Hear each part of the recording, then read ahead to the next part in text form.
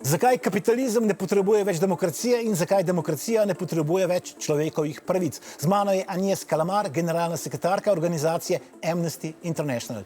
Hello. Well, when Slovenia recognized Palestine, the government flew the Palestinian flag on its building, but the new government immediately removed it. How do you read this? It's a slap in the face of all those who believed that Slovenia should be one of the states to hold Israel to account. It is a slap in the face of all the victims of Israel's genocide. It is a slap against international law. It is a slap against history. When 80 years ago we said never again. Most importantly, I think it is a slap against Slovenian consciousness and the determination that they should stand on the right side of history. Because this is the flag of a nation that experienced genocide. Exactly. That is a flag of a nation that is, where 73,000 people have been exterminated through an act of genocide, driven by genocidal intent, where more than 18,000 children have been slaughtered, where there is a so-called ceasefire, but every week there are more people being killed through bombs. And yet the international community has done nothing to stop it, has done nothing to hold Israel accountable. So the symbolic gesture of putting the Palestinian flag on a public building is, means so much to the victims and to the world. Replacing that flag, the flag of the victims of an historical crime, with the flag of the perpetrators of that crime, it's criminal. You just cannot be neutral in genocide. You cannot be neutral. But Slovenia has recognized Palestine. Yeah. Can it revoke the recognition? Can it de-recognize Palestine? Well, yeah, I guess everything is possible under, if proper procedures are being followed. We can only hope that this new government will not do that. Yeah. But Palestine is in Slovenia obviously out. Israel is back in Slovenia, like nothing happened, even though the International Criminal Court in Hague issued arrest warrants for the Prime Minister of Israel, Benjamin Netanyahu, alleging responsibility for the war crimes and the crimes against humanity in Gaza. Absolutely. International law is very clear. The International Criminal Court is demanding of state party that they arrest Netanyahu if he comes on their territory. The International Court of Justice is demanding a range of actions against any kind of economic, political, diplomatic relationship that will seem to be or is actually providing support to the genocide, to the occupation, the unlawful occupation, or to the apartheid. International law has never been clearer. There is absolutely no doubt about the crimes being committed by Israel. And it is not just the last 2 years or 2.5 years.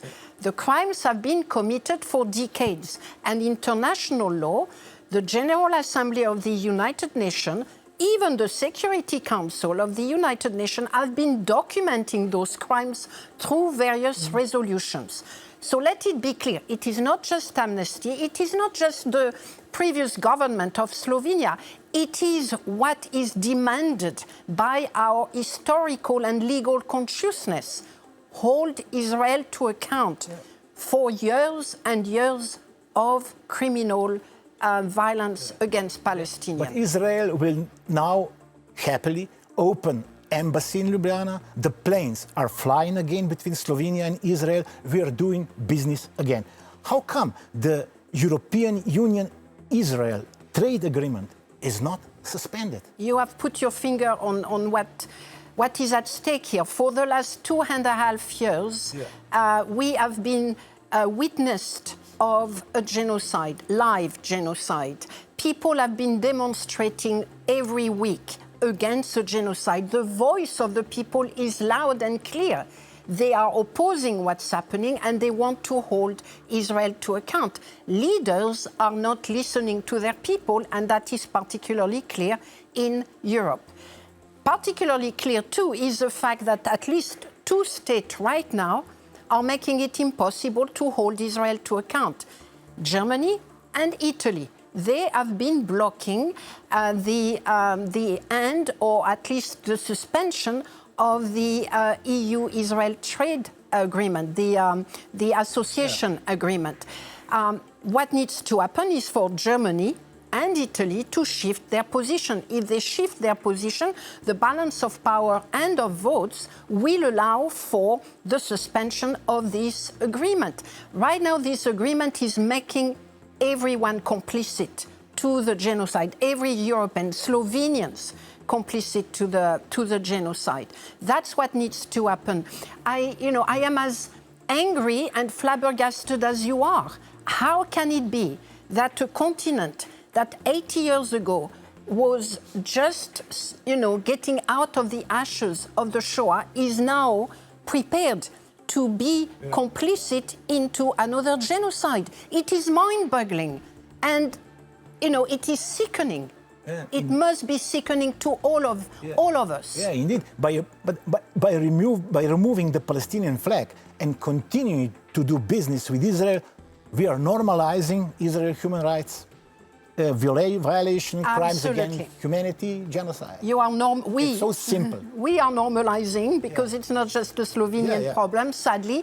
But yes, we are normalizing the genocide. We are normalizing ethnic cleansing in the West Bank. We are violating international law. We are mocking what took 80 years to build, which is a rule-based system that was never perfect, that needed to be improved, but the arc of history was going into a direction of holding power to account. And this journey, this travel, has gone through a U-turn because of the complicity and the cowardice of our government. It's really sick, because we are hearing Israel has a right to self-defense. Sure.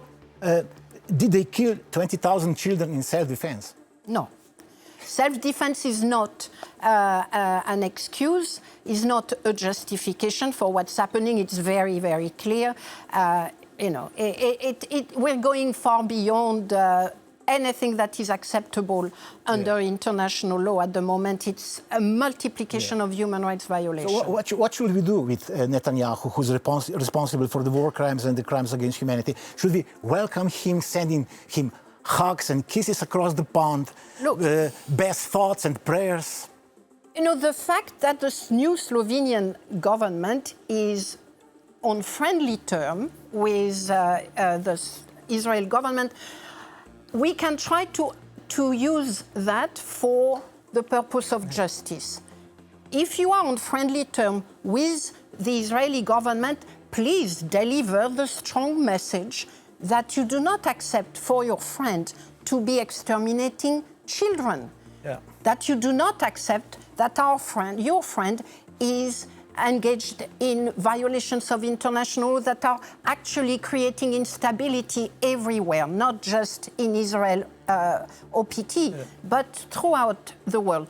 If that government of yours, the new government, is friendly, let them use that friendship to demand that Israel stop what it is doing. And if it does not do that, it is as coward and complicit, sadly, as the United States and a few others.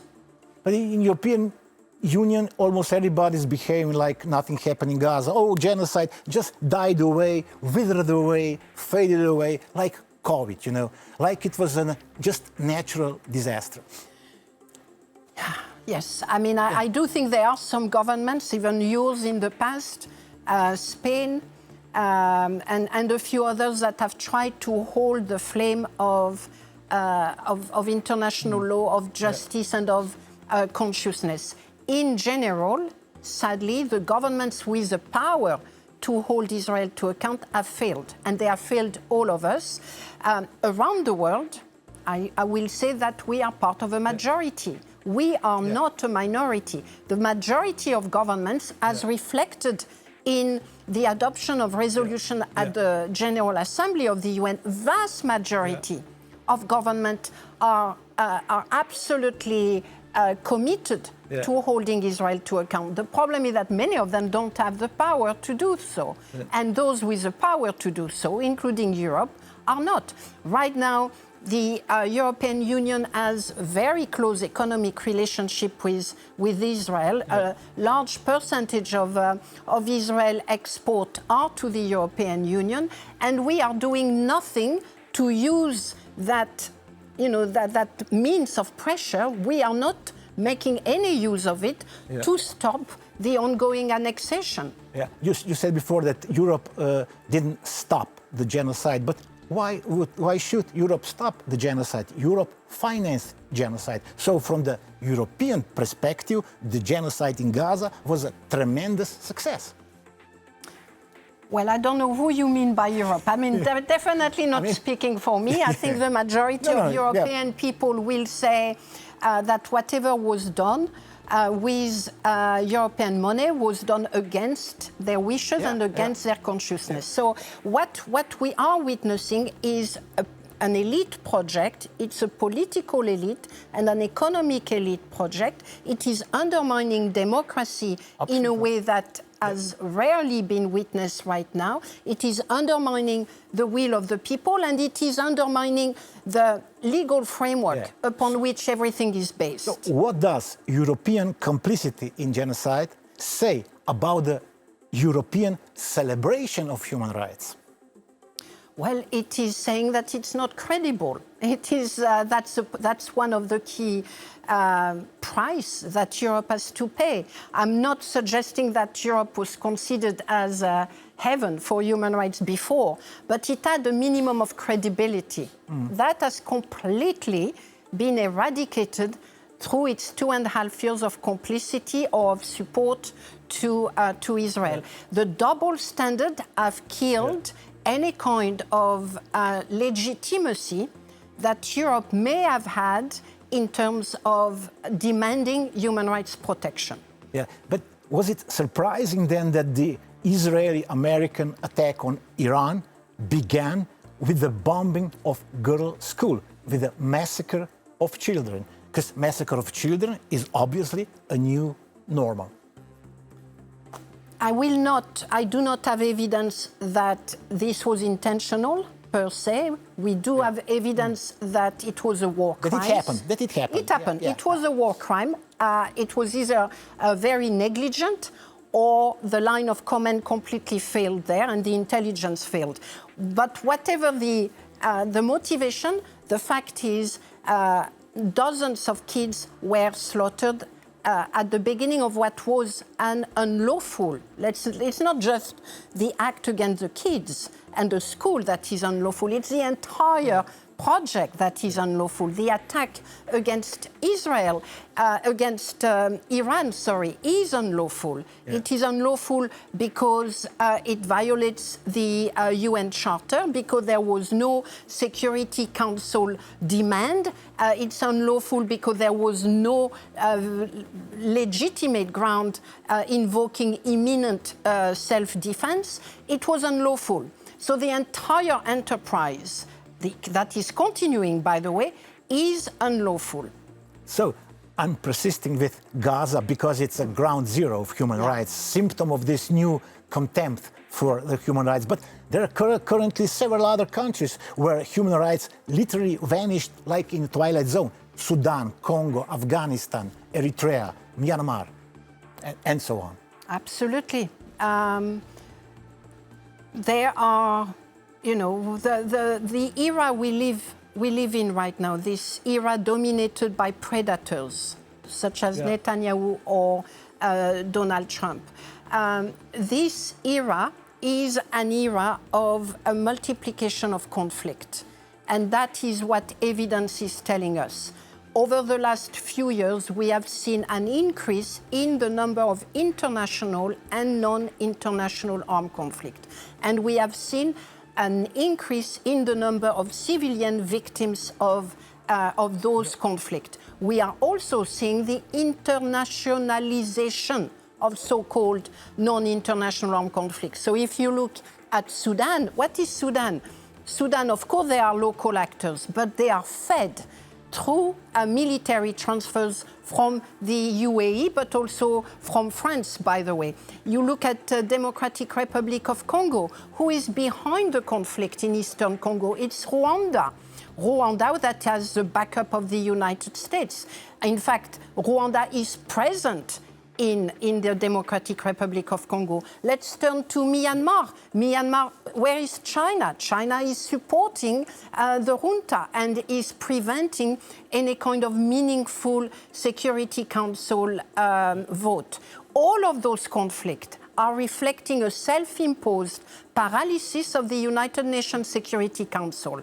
They are now claiming, by the way, which is really adding insult to injury, they are saying, the Security Council does not work, therefore we're going to create a board of peace. I mean, seriously, you are paralyzing through your own action the Security Council and then creating something in parallel that is made up of corrupt leaders and suggesting, oh, that's because the Security Council does not work. Board for peace, but Trump is in war with Iran and whole world, complete world. It is only the name that is board of peace. Those leaders behind it have replaced diplomacy with war. They've normalized war as an alternative to looking for solutions through diplomatic means, and by so doing, they have normalized the attacks on civilians. But these countries look like part of a social experiment. Okay, let's see what happens if we simply abolish human rights. So what happens? Nothing, because nobody cares. I don't know you care, but I'm not referring to you. Well, and your president, actually, I think she cared, and she still cares. And I do think they are a minority, but there are some political leaders who cares. Me, you, and President Natasha, and a number of other people. We care. Okay. You are right that right now the destruction of Gaza, the genocide in Gaza, the lack of care for Sudan, and the unlawful attacks on Iran, and Iran's own killings of its civilians, all of this is a reflection of a governance crisis and of a leadership crisis. We do not have any kind of leaders right now, global leaders, who are giving themselves the vision and the tools to do what was done 80 years ago. All they are actually trying to do is destroy for the sake of their own interest and hegemony. That is a crisis in leadership, absolutely. But how come erosion of human rights, erosion of democracy is now a major trend all over the world? We thought it would be the opposite, that the trend would be more human rights, more democracy, not less. You remember, we are at the end of history, and liberal democracy won. So they're telling us. That's exactly what the point I was making about the arc of history. We had a direction of travel which was not perfect, but it was going in a direction that was fairly positive. Over the last few years, people are going to dispute how many years, we have witnessed a U-turn. And that U-turn is very deep in Europe, by the way, because right now the data on the health of democracy indicate that we are back to where we were in 1985. So we have done a U-turn in a few years. That is a reality. The authoritarian practices are multiplying, including within our own, Europe. Yes, so we are living in strange times. Democracy is no longer compatible with human rights. Capitalism is no longer compatible with democracy.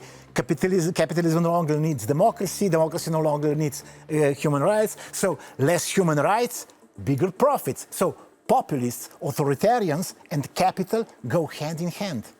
How is this changing the human rights? They do. I mean, first of all, let's be clear about what we're talking about. Yeah. We're talking about an alignment between authoritarian leaders, big tech, and fossil fuel industry, in a nutshell, okay? So, and these are the actors who are right now creating this unbelievable disruption and instability and undermining what took so many years to build.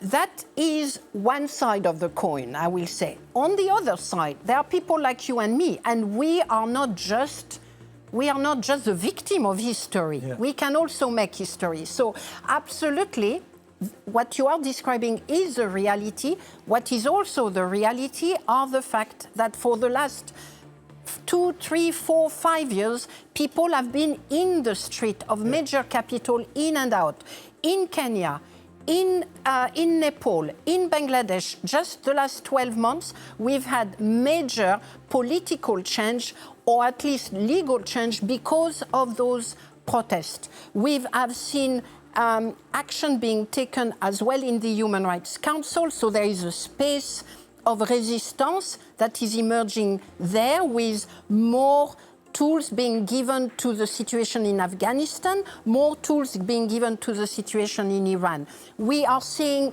African countries taking the lead on the adoption of a global convention on taxation, something that the Western world does not want, but that is moving forward. We are seeing many actors coming together to draft a convention on crimes against humanity, something that the United States and Russia does not want, but it is proceeding nevertheless.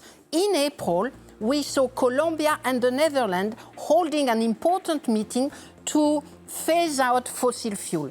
So the reality we've described of the predators and their alignment with big capital is there, is part of the reality. But there are spaces of resistance. There are actors of resistance. And what we need to see happening over the next few years is the space of the predators shrinking and our space increasing.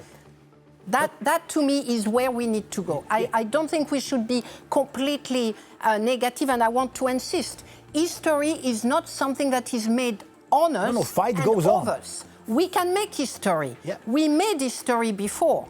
Yeah. We made history before, and there is no reason why we can't do that again. But it's going to be long and painful. Yeah, but in this century, we're living in permanent crisis. Yeah. We had war against terrorism, financial crisis, Absolutely. austerity measures, COVID, energy crisis, cost of living crisis, and so on. What this life in permanent crisis has done to human rights? It has made it more important than ever. Yeah. You know, it is absolutely clear to people around the world, many people around the world, maybe not everywhere, that human rights is the consciousness of humanity, and we must do everything we can to protect it. But what is also clear is that the actors, the mechanism, the forces against it are multiplying. And the fact that right now we have some kind of perfect storm between the transformation of capitalism, the transformation of democracy, and superpower seeking hegemony, all of them together, absolutely. It's not just ground zero in Gaza, it's actually ground zero in many parts of the world. It is what the 21st century is like for the moment. It's a predatory world order that is also fed by the cowardice of others. We need to fight that. I'm pretty sure that if you had lived in at the beginning of the 20th century, where you had gone through a First World War and then a second one, and then in the middle you've had an incredible economic crisis that left people around the world dead, plus the flu, the Spanish flu. I mean, what the challenge to us is not to repeat what happened a century ago. The challenge to us is not to have World War II. The challenge to us is to find a way out of the ongoing genocide and instability without creating more conflict. That is our challenge. That is a challenge to every leader. And if they think for a moment that we could avoid the trap of the 20th century, they need to think again. That will not happen without our dedicated effort to put an end to war instead of diplomacy and the attacks on international law and on multilateralism. That needs to be a priority for all of us, for self-interest reasons, by the way. We have 2 minutes. Yeah. And my final question to you is about Serbia. Serbia. Our brothers in Serbia. In Serbia, we are seeing government repression, police violence, excessive use of force, arbitrary arrests and detentions, unlawful surveillance, unfounded criminal charges, and escalating disinformation and smear campaigns against protesters. How come European Union left Serbian civil society so isolated? No, I will not say that they are completely isolated. But they are. I will say that, you know, at the moment, the civil society of Serbia is fighting back. It has the support of a number of, certainly international organizations, number of some political leaders. We still have the process of the European process for Serbia that is ongoing, which should give some tools to hold Serbia to account in terms of completely joining the European Union. I think we still have tools. We still have opportunities to ensure that history in this Serbia is going goes on in the for right years, direction. 2 years. This is going on for a long time. It has been going on for a long time. And look at Hungary. How many years did it take for the Hungarian people to regain control over their history and where they want to go as a country? Look, I'm not saying that that European Union is doing what they should do. They are not, clearly, otherwise we probably will not having that conversation. Are you saying that they are failing the people, they are failing the European project, they have transformed the European project into an economic and trade project. They have, in my view, mocked the European values that was at the heart of what was done in 1948 and after that, which was to never repeat what happened at the beginning of 1940s. We need to fight back. It is our project. It is for us to make history. Thank you very much.